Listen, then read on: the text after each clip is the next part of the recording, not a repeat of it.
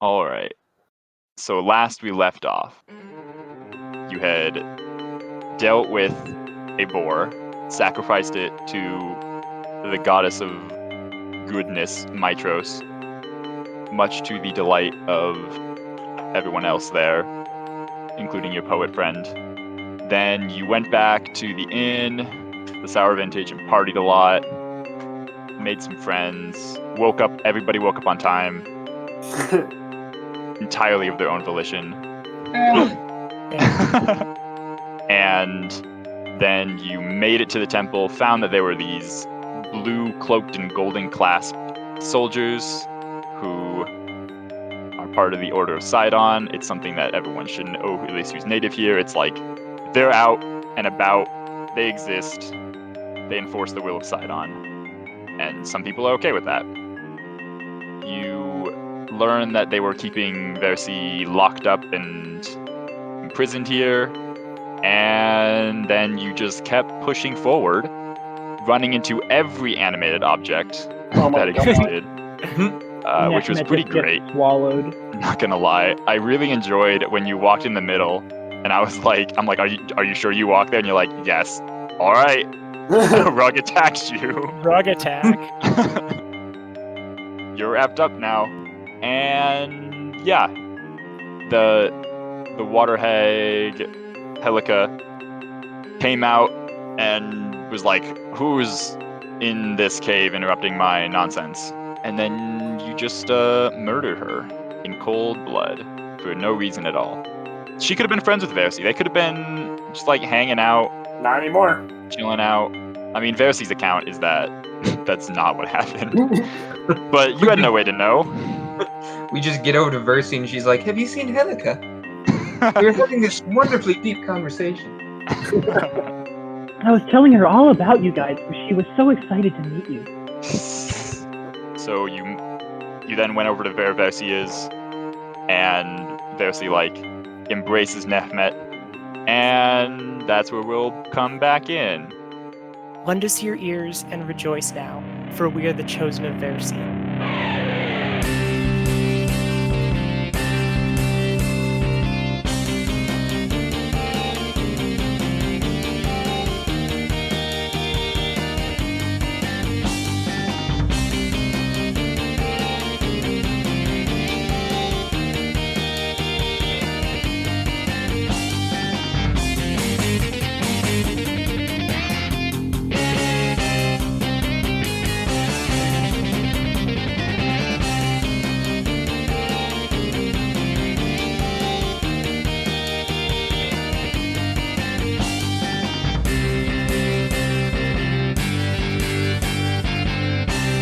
Is everyone gonna like move over to her, have her move into a larger space so you can all fit and not have to stand in knee-deep water? I will unwild shape. Nehmet is good exactly where he is. Let's go talk to this oracle. Okay. Talk Yes. to Oracle. She's gonna get everyone to move back to the main area where her beautiful rug has been animated against its will and torn to pieces by, I think it was mostly swords. I think you guys were mostly stabbing it, so. And Nehmet will not leave her side. He just Versi does not let you leave her side anyway. So, I bet her grapple check is better than yours. Yikes. That's terrifying. What's Kyra doing? Kyra is just kind of chilling out on the side, excitedly waiting for Versi to fill you all in on the important plot points. And she thinks of it as plot points. So Versi just kind of like gathers you all around and says, welcome heroes. I'm so glad you were able to rescue me in time from that wretched hag. I must say, the times are troubling. There's much that we need to discuss. I have information that each of you will find helpful. But first, for everyone here gathered around, she starts to inhale like all the mist and fumes from the hot springs, kind of just like she just kind of pulls it into her body, like almost like she inhales way more than like a lung amount of air. As she like stares into each of your eyes, she says, "You warriors who stand here gathered will be tested. The fates have revealed 3 great tasks that must be accomplished before you're ready to sail into the 3 seas and face the Titans. You must shape the silver fires of the Lost Forge in order to craft the tools that you will need. You must claim the mighty weapons wielded against the Titans by the first Dragonlord, and you must drink deep from the bottomless dragon horn, for it will reveal a vision that I cannot see. But woe unto thee, for I have seen the end of all things. My father's anger cannot be quelled, and his sister's schemes even now. Your quest may yet fail, and if it should, the sky will rain black fire, and the doom of Thylea will sure to come." Then each of you individually start to hear her speak into your minds. Everyone hears different things at once, but it all happens at the same time.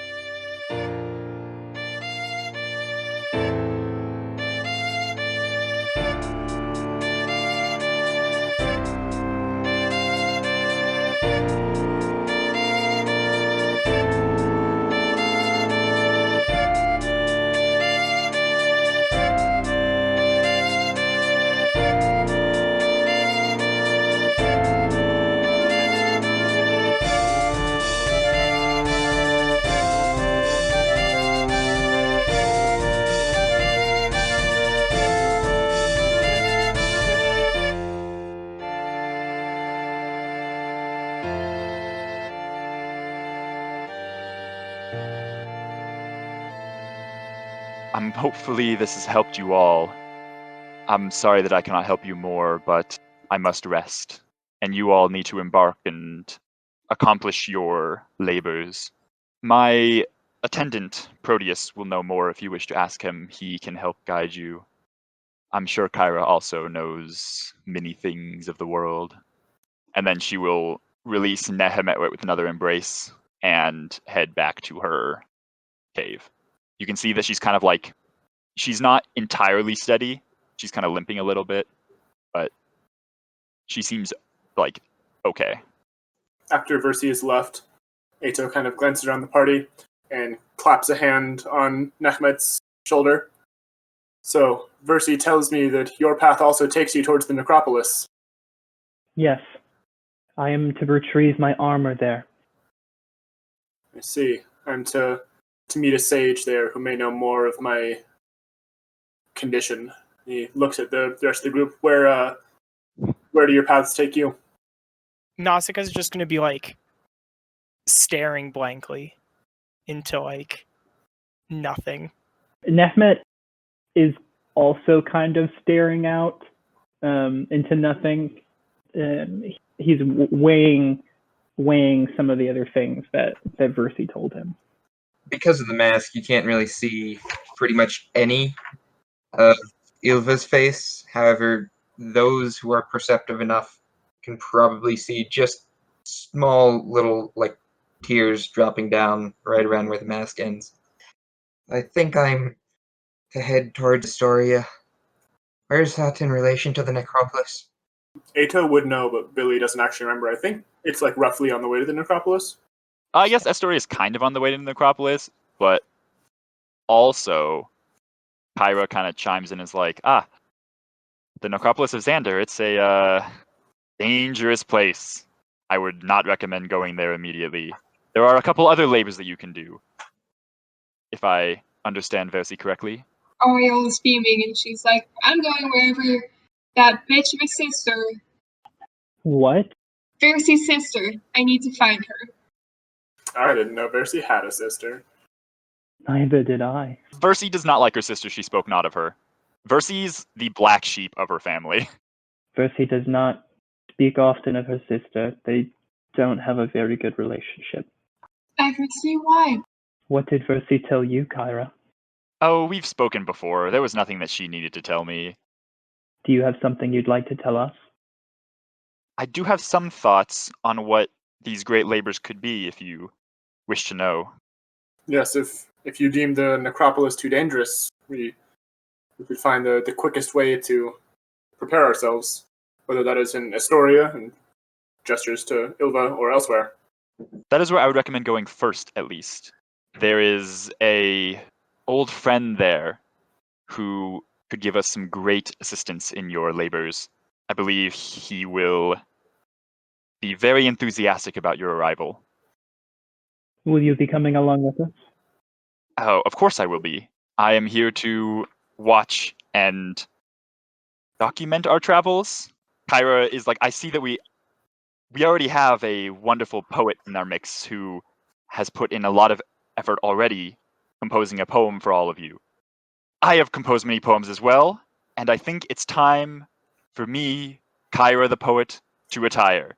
Instead, there's something that I learned from a traveler from, I'm not sure where she was from, but she gave me this thing and she pulls out a book. All of you have only seen scrolls. This is like it's basically a bunch of scrolls laid together, bound by leather and wood. That's like clasped together. This is such a fascinating device. It's like a scroll, but better. I think I will write something called a novel. I don't know what that word particularly means. It's very new. But I think I will try to find this traveler who gave this to me and show her what adventurers and heroes from Thylia can do. Well, if there's nothing left for us to do here, I suppose we should move on. Are you sure you don't want to spend a little bit more time here? I have a feeling that I'll be coming back after all of this is done anyway. And he starts walking out. Ato follows. As does Ylva. I made a minor interesting revelation. Thylia is about the size of Greece, not a continent, so it's a lot smaller than I originally anticipated. It would probably be around midday instead of like kind of evening that I said last time. So you still could have some time to travel to Estoria. Kyra mentions that she knows a great place to stay along the way. Well, maybe we can ask of the temple for supplies and then make our way there by nightfall. Does this place that Kyra recommended have a name? Not a name. She says it's not a tavern or anything. It's just a couple of people that I know. They own a vineyard.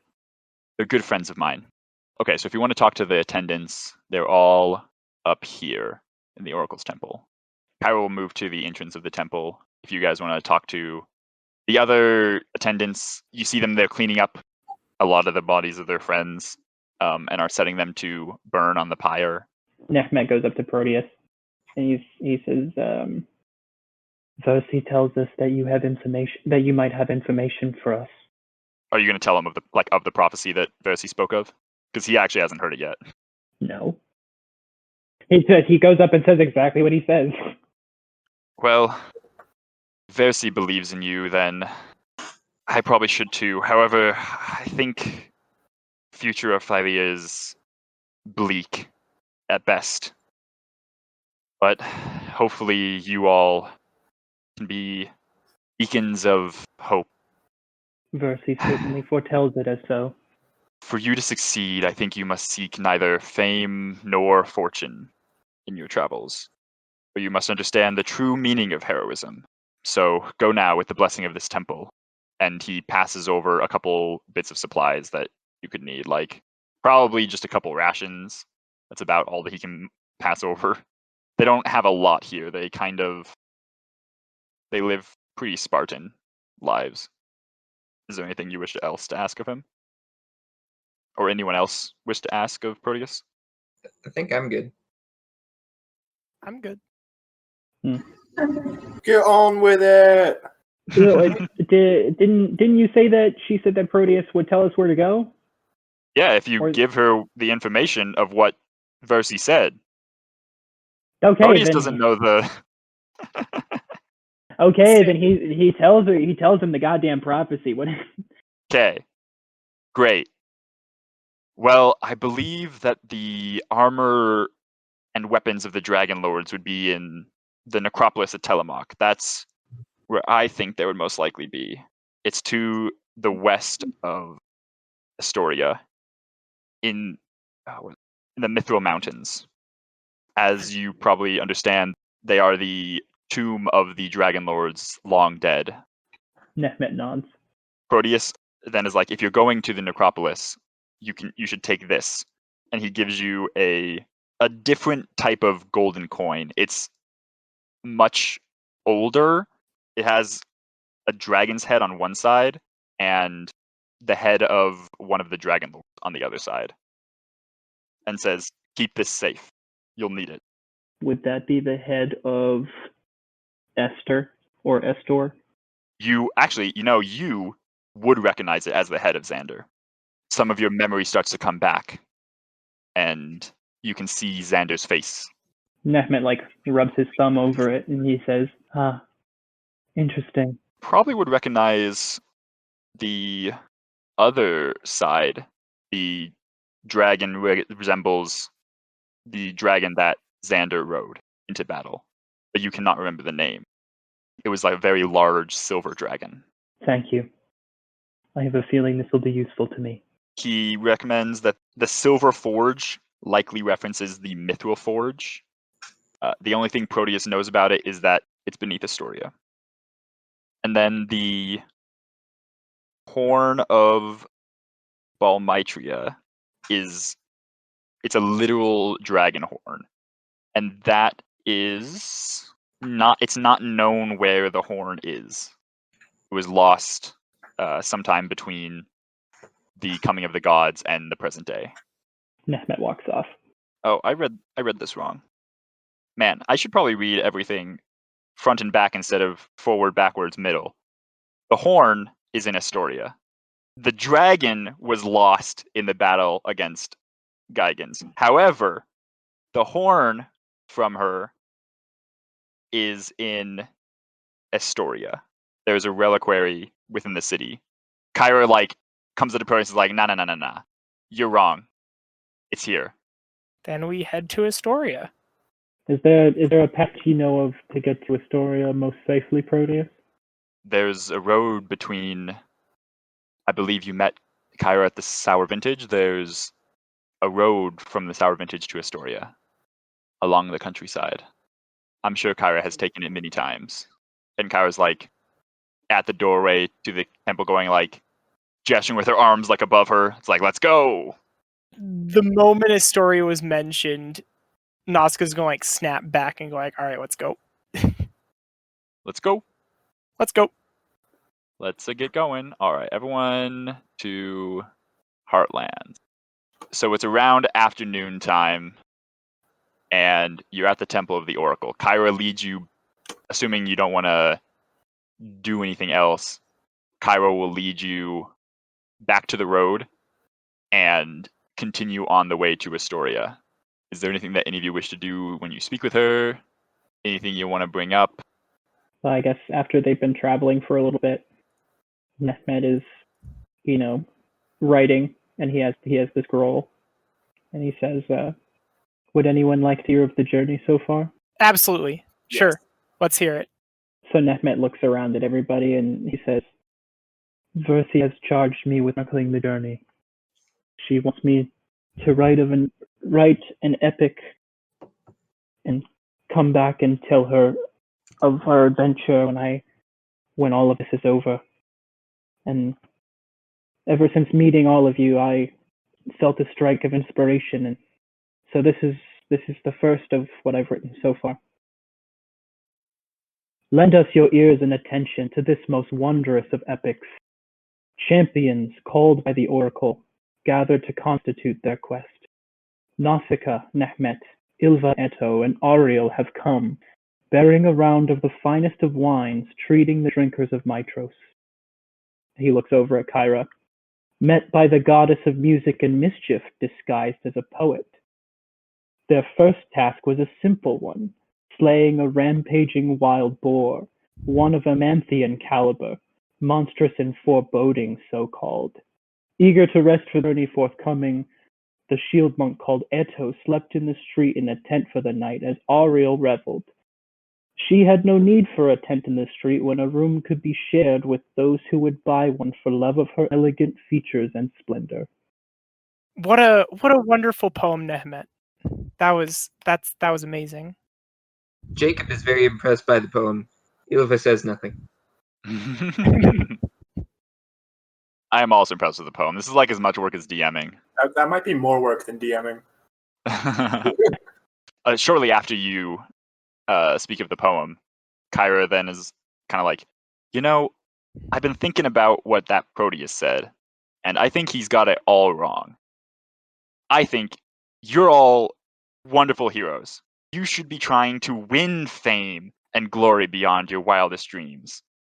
It's what all heroes do in their path to immortality. These great labors are just the beginning. The path ahead of you will be filled with opportunities for winning fame. If you truly manage to rise above your fate and confront the Titans, then poets will sing of your deeds for ages to come. Poems just like the one Nehmet is composing. I think that you all should swear an oath of fellowship to bind yourselves together as a group so you all share in the fame and glory, and that none of you overshadows the other.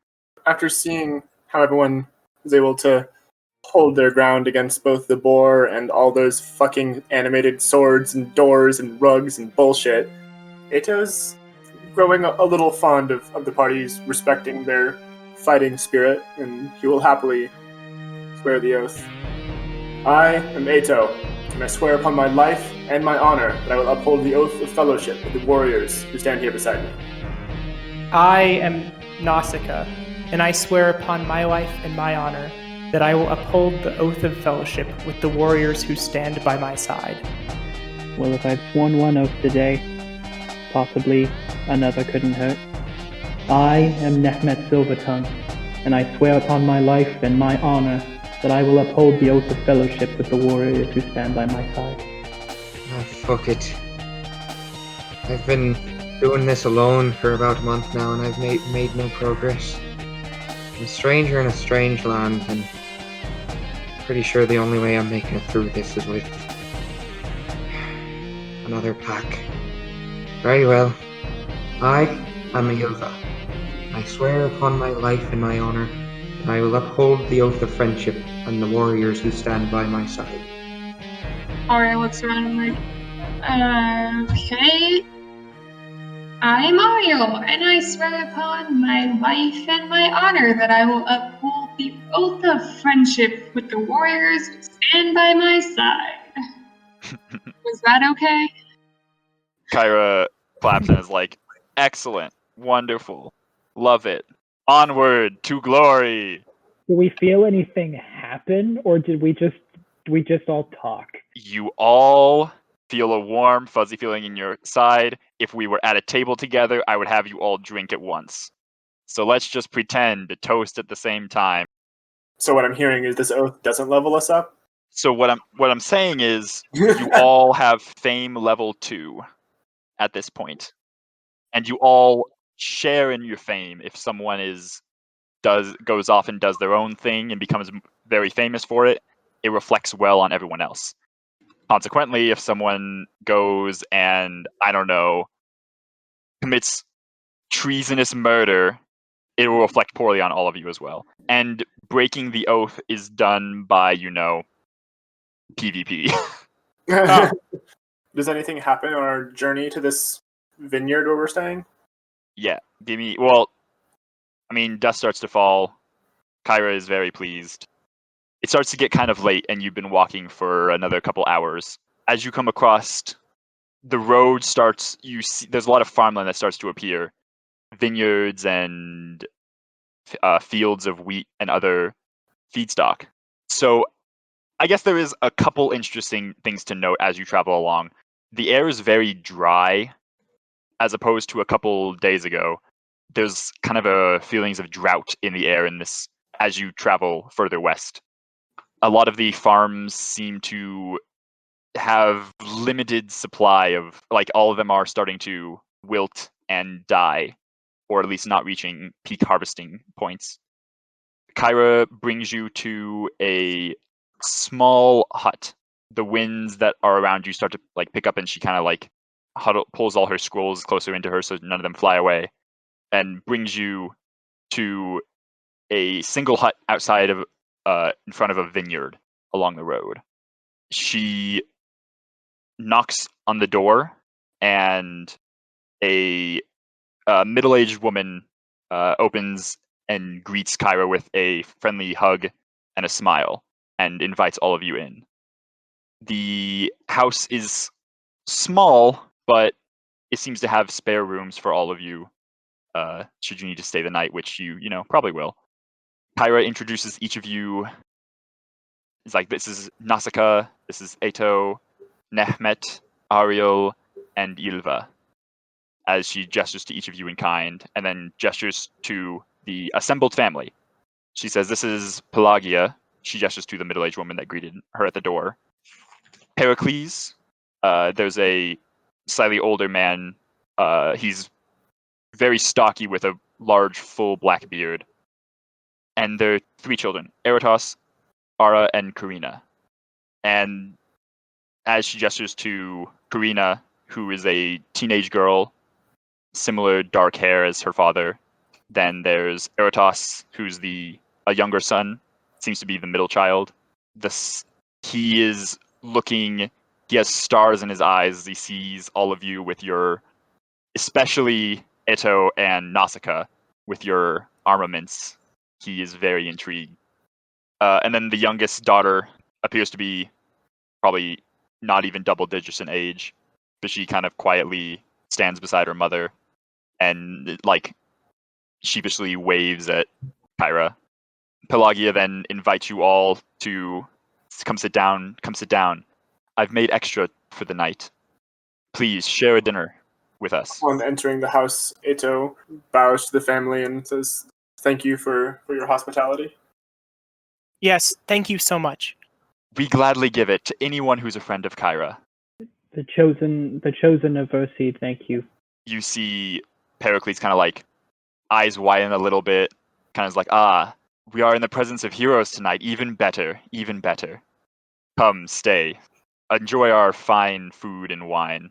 Don't mind if I do. Please, heroes like yourself, you must share of your deeds as you kind of like eat your food, and everyone kind of like sorts out where they are.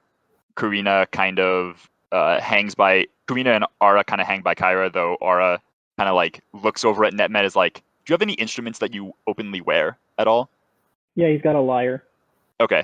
She notices your lyre and is like very intrigued by it as well. Eratos is still very interested in the 2 warriors of the party. So Nehmet, would you like to share any more of your tales? Others woke early by sunrise, but Ariel needed some more time. Luckily, Kyra was there with a bucket of water to rouse her. Frustration poured from fair Ariel, casting a sleep spell. Fuck off! Kyra, unfazed by the magic and rearing to cultivate good time, rouses her sleeping companion to join in the breathing discussion. Joined by red-shirted Jabin and Tenius, hunters of great skill. Off on the hunt did our heroes begin, on the search for their quarry. Deep in the old woods the party incurred, when they stumbled upon a griffin who'd slaughtered a cohort of Mithrian soldiers. A lost cause. Quickly and quietly skirting the griffin, our heroes continued, following signs of the carnage the creature had wrought in its passing. Stolen away in a cave was the boar, steadfast was the planning. Jabin suggests that they set up a trap for the thundering creature. Nausicaa climbs for a vantage upon the facade of the cliff wall. Perched on the entrance and ready for combat, she knocks her first arrow. Eto and others elect for a slope and observe the first kill. Jabin is quickly dispatched by the charging monstrosity when it springs from its den with a furious speed, and the hunter was too slow, gored by its tusks and then tossed in the dirt like a rag doll or rubbish, leaving mysterious Ylva to face the disquieting demon. Meeting the beast with malicious intent did she grasp at her grinning wolf skull, speaking a strange incantation in tongues unknown. Her masked eyes glowed with a yellowish light, and she ripped at the boar with murderous talons of magical kind. And so thrown were the dice rolls. Trapping a beast of such grand size proved to be useless, so Nehmet let out a string of malfeasant and baneful remarks with his magic. "We'll make bacon of you yet, foul beast! Tremble before us!" Breaking the spell with a huff of its breath, the enraged boar set its sights on the slope, while Kyra was concealed to compose from a safe spot. Ylva was quick to distract from the group with a gale of bewitched flame. Tempered by anger, the boar is unfazed and turns to the party. Seeing the beautiful Ariel rush toward the embankment. Holding her ground with an elegant grace, stopped fast was the boar, as Nausicaa winked from above with an arrow that stuck in its right eye. Pathetic, Ariel coughed with a ray of bubonic affliction. Nehmet tumbled away with a spell to the archer for strength, while Eto the shield monk engaged with the boar with his spear, but its hide was too thick. Turning from pricking advances to Nausicaa eye thief, doubling in speed as the giant advanced. Then at once had it reached her. Standing affront the destructive colossus, she sputtered her clean shot. Ariel quickly replied with a bolt of beguiling flame, leaving a scorch on its flank, while Nehmet set to his spell work, whispering dissonance into the mind of the boar to be plagued with nightmares. Balking at the magic again in resistance, the boar was undaunted. Teneus fell next. Victim to galloping hooves, he was crushed. And falling again on the boar came the shield monk called Eto with a war cry, ramming his spear in its gut. Yet tragically, Eto was thrown aside with a thunderous gore as the devil rebuffed his attack while holding a steadfast position. Ylva was there in a moment, stepping in front of her fallen accomplice with venom outcrying, "Swiftly to death we will bring you, vile beast." Guarding unconscious Eto with favor, she calls to him, "Get up! Of the assembled you are the single companion I've started to like." As the boar proceeded, releasing a roar with a magical outpour of panic, tainting the judgment of Ariel, thinking poor Nehmet a villain, striking his face in confusion while Nausicaa lines up her next shot. Bolstered by magic from Nehmet, finding her target with keen eyes, loosed a harpoon at the beast, thus claiming his left eye as well. Rumbling and battered by damage, the fierce Eremanthian fell dead. When you finish, the family is just like kind of stunned in the beauty and heroics of all of you, and it like lets out a great applause. Then Erotas will kind of like push Ato and like, "Hey, do you mind showing me some of your moves?" And like pulls out a really small. It's basically a dagger, but in his arms it's like a short sword. And is like, "Hey, you want to like basically spar a bit?" Kind of just over in the living room.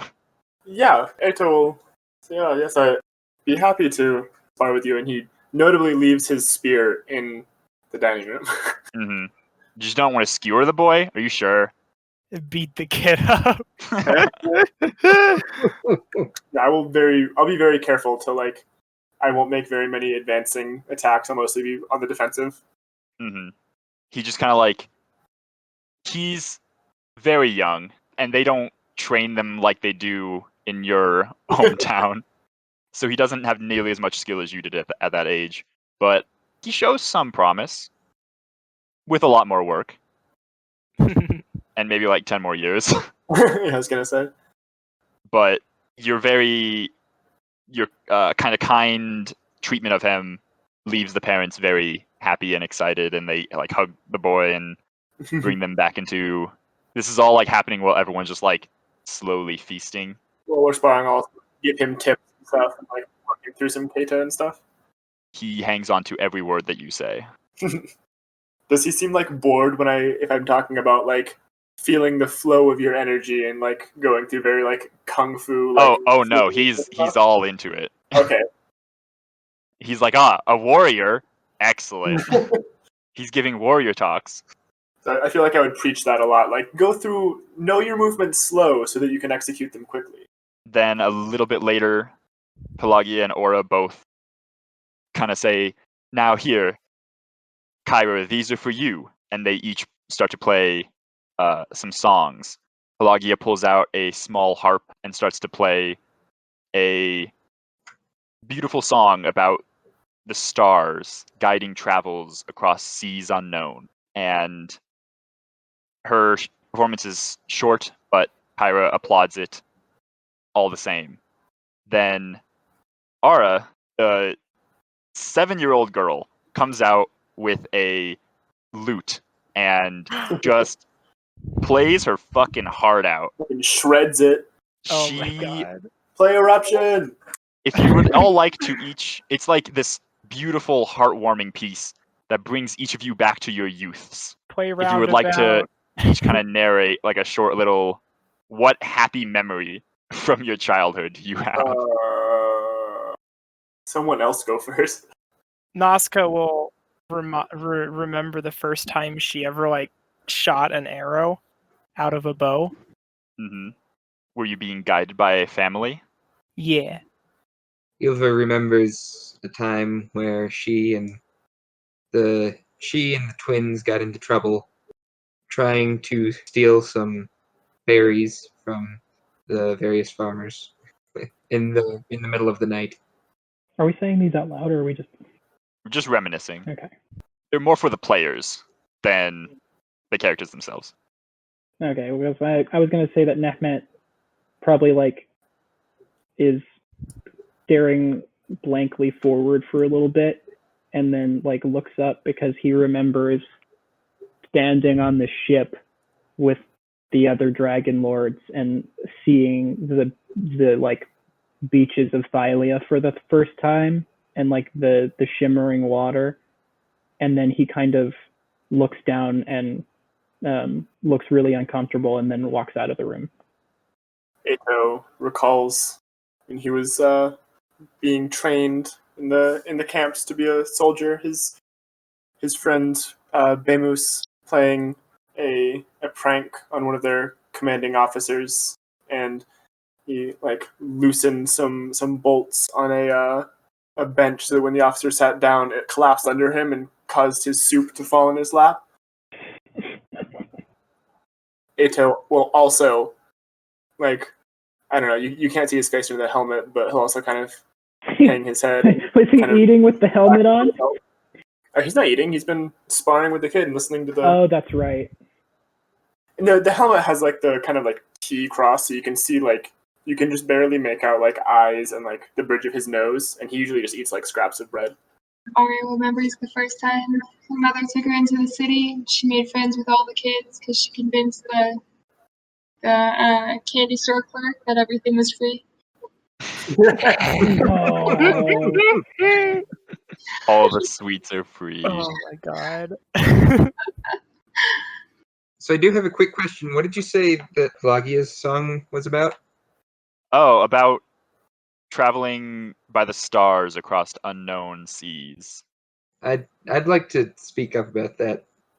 Ylva just says, Where have you heard that tale before? Oh, there's a long tradition of traveling across the ocean in Thylia. I'm sure you'll get an opportunity in the future to sail the seas by the stars, with only the stars to guide you. I see. And she just sort of like sinks back into her chair a little bit. So the night continues onward. You sit and drink a little bit longer. I guess some of you sit and drink. Does Nehmet stay outside off most of the night, or no? I mean, he kind of just like goes for a walk to sit with that memory, and probably comes back in a little bit. He just needed to be by himself for a sec. As you decide to come back, you see along the road there's a man with a donkey pulling a small cart behind it, kind of hurrying quickly along the road, and he kind of looks up, sees you, and sees behind you the house in the distance, and kind of comes up to greet you. It's like, hello, friend, is that your abode back there? We are just traveling. We are staying here the night. Do you think there's room for one more? When you're out there, you can feel that even at night, the winds are rougher than before, and it's still kind of a hot, dry wind that blows through the air. I am in dire need of some shelter. I don't have the right to invite people into other people's homes, but they've taken us in, so I don't see why they wouldn't be able to take in one more. Come with me. Tell me, what is your Thank name? you. I'm Pavlos. Pavlo. I'm heading into Estoria and he kind of gestures to the cart. You can see there's lots of bottles of wine that he's carrying with him. I'm coming for the festival. And then you kind of walk back to the house. And then the family invites him in. He offers a bottle of wine or two to kind of share amongst all of you. And if any of you wish to like stay up a little bit later, I'm assuming one of you, Eto, falls asleep early. He actually heads out like earlier than normal. He'll leave and go outside, set up his bedroll, all that.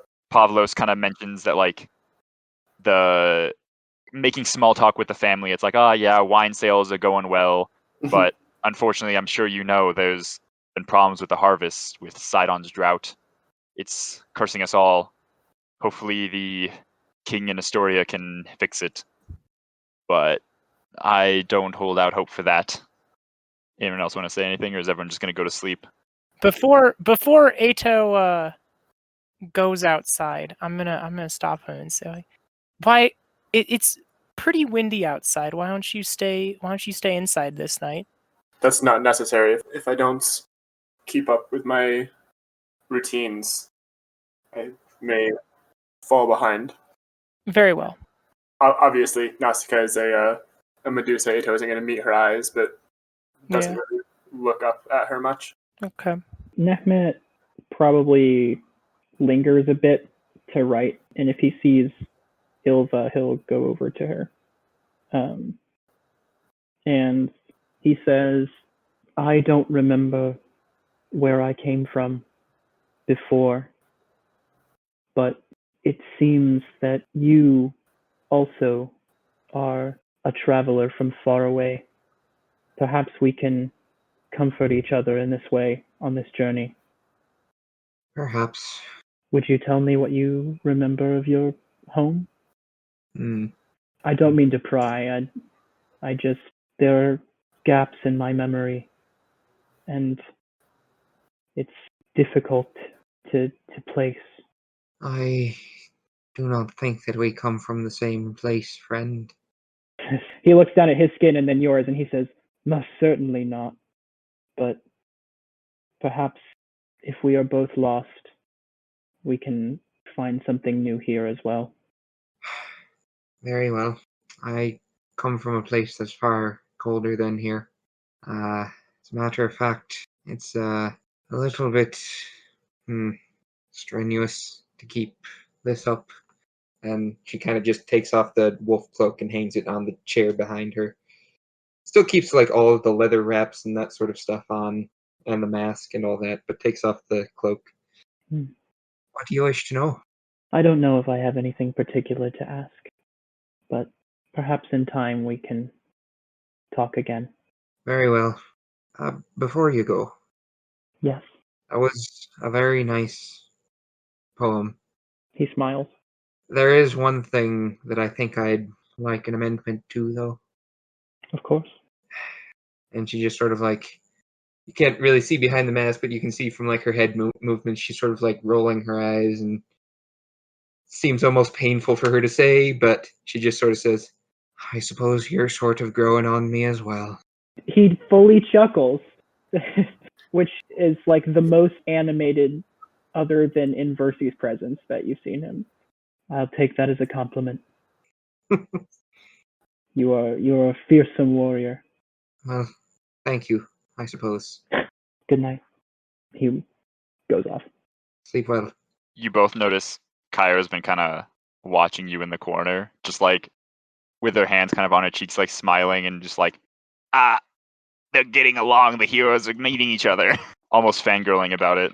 Tell me, I'm still fairly new to customs and idioms here, but I've seen this one used a lot, and I think I'm rather a fan if I'm getting it right.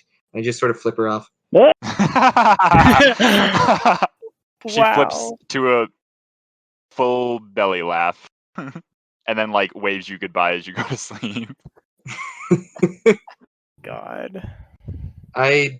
Before I go to bed, I would like to also just sort of leave and maybe go for like a 15-minute walk outside, just sort of enjoying the night sky.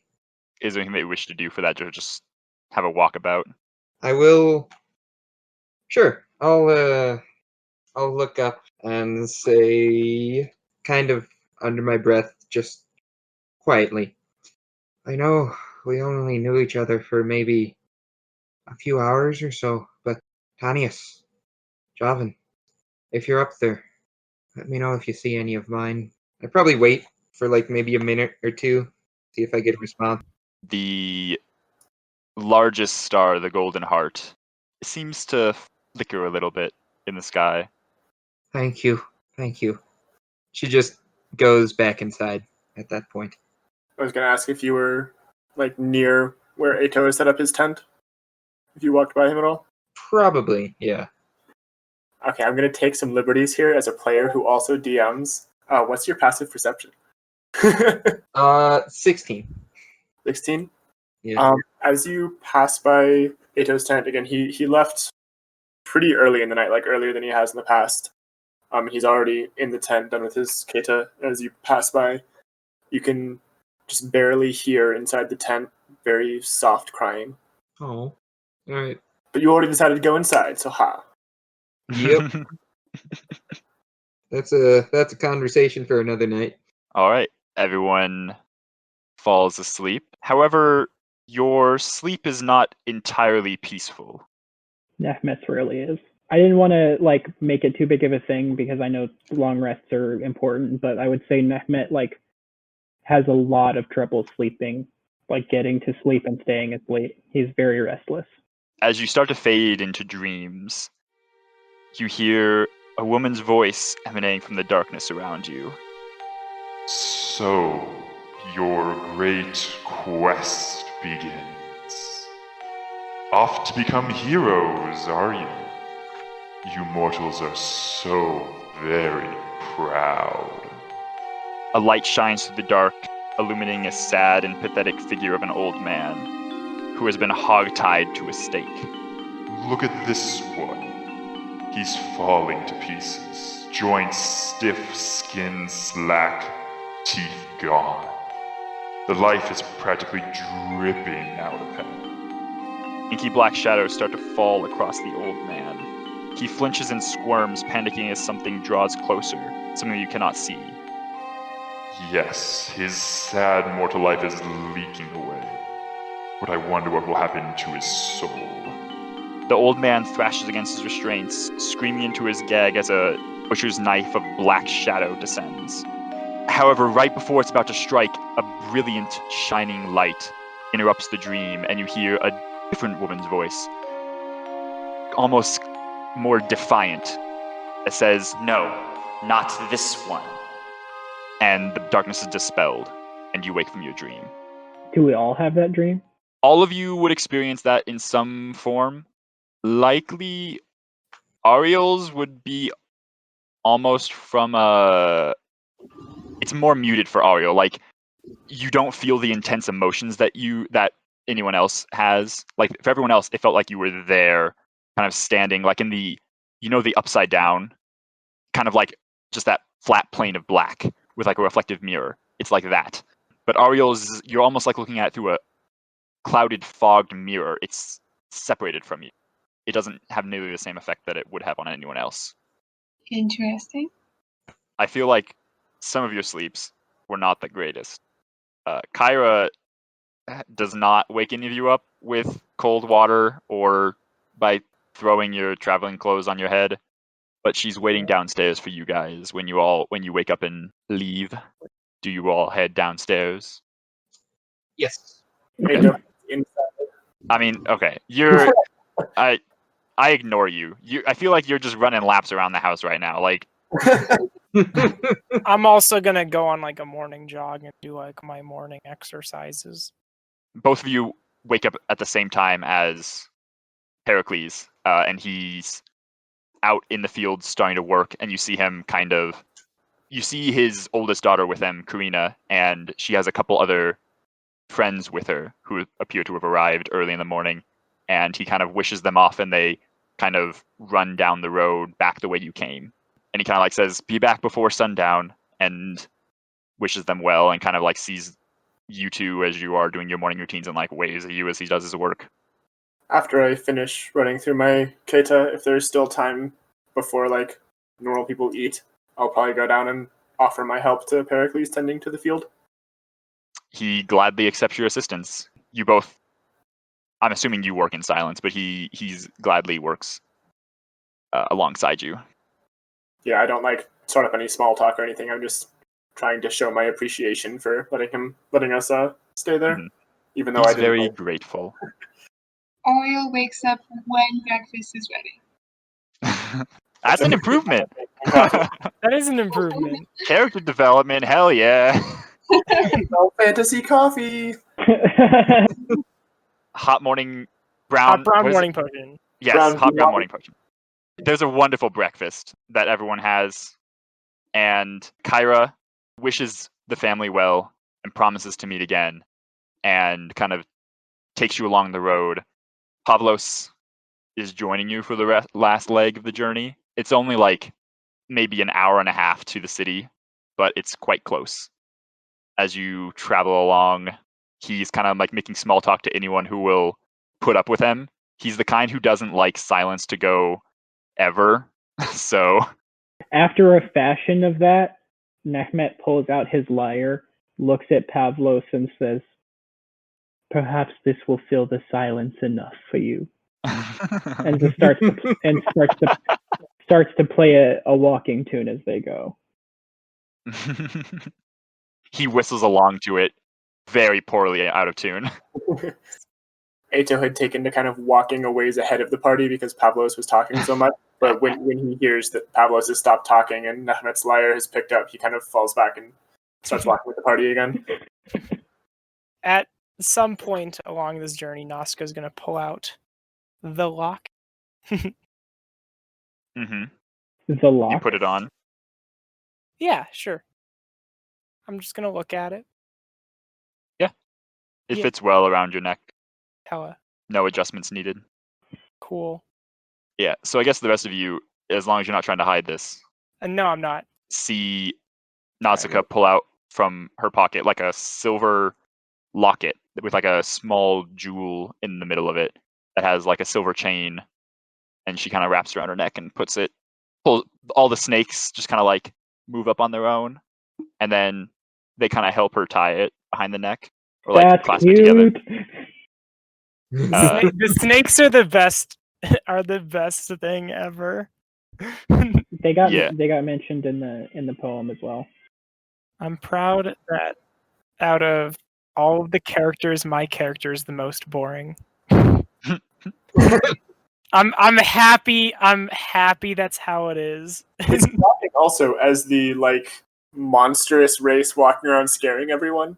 Yeah. Just says how good everyone else's character is.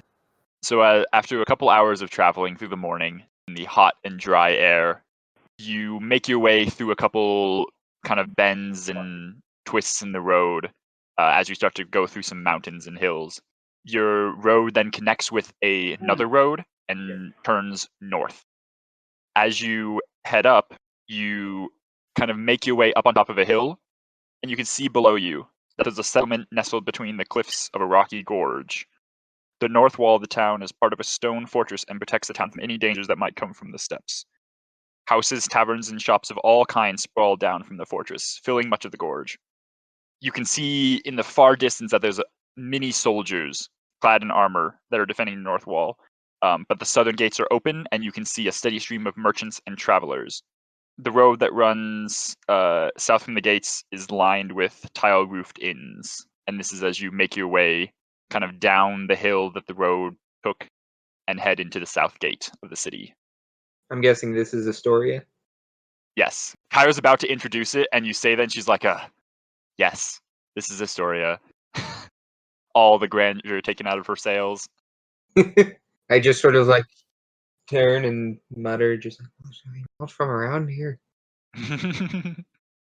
As you make your way down to the southern gates, there's many merchants with very similar trappings and travel arrangements as Pavlos with you. many people with food and wine-laden carts with animals that you can see that as you make your way in, there's a lot of haggling, selling animals off to other merchants, selling food and wine elsewhere.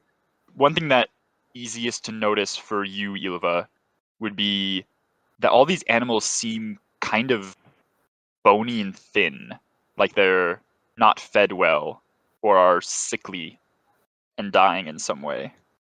Hmm.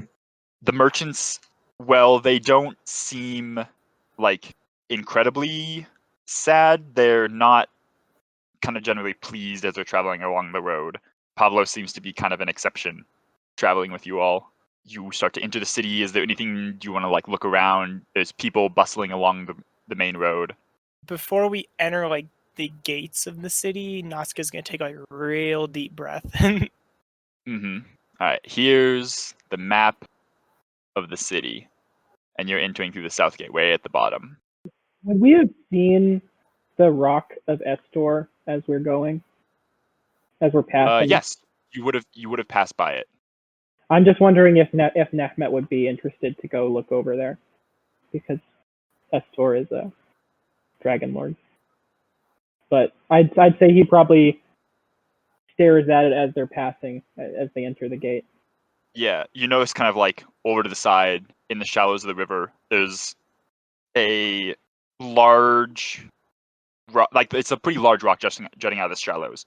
You're a bit far away to notice anything about it, but anyone who's been to Estoria, namely Nausicaa and Nausicaa, you know that this is a kind of a small shrine to the Dragonlord Esther. It's kind of small, but there's occasional sacrifices that have gone down here.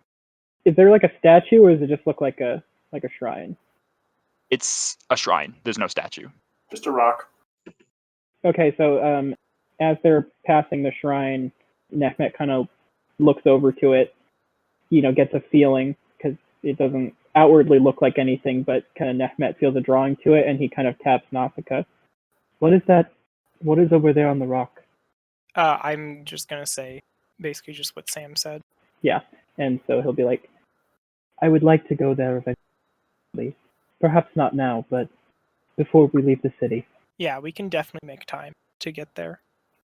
What can you tell us of the city, Nausicaa?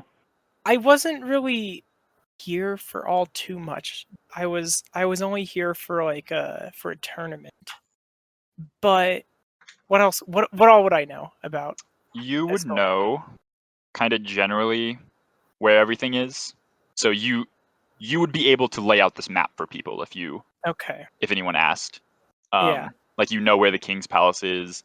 You know where Vulcan's Hall is. You weren't there for very long, but It's also, been a few years since I've been. yeah. Like you basically would know where everything is. But Nausicaa's not like raving about how they're really mean to their guests, or like they have the best fantasy steakhouses in Thylia, or no like feelings about the city, just the map. I mean, Nausicaa would have pretty fond memories of this place, Yeah. most likely. Is this the tournament where you won that bow?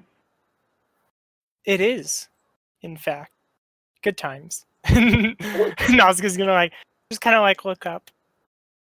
Good times. And one of the 5 gave it to you. That is correct.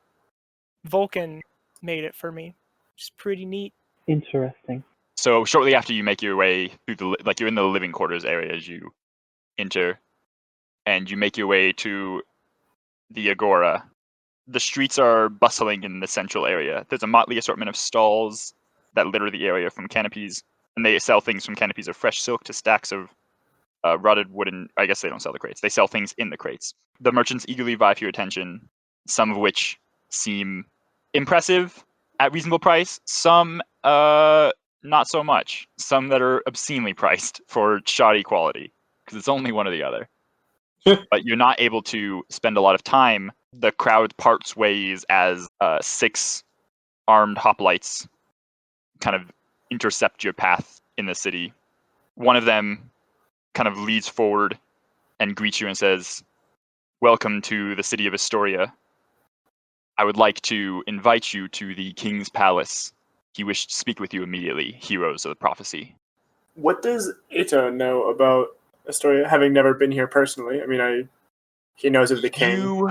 You would know the king is famed to be the legendary god of battle, Pythor.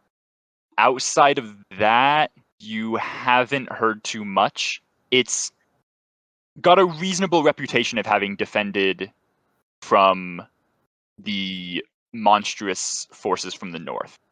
Often, the detachment of guards at the north gate is testament to their continued defense of the city. So hypothetically, this city has 2 of the 5 in it. According to Nausicaa, and I mean, just about everybody knows that Pythor is very open about being king and has been king for like 200 years. So he's obviously a god.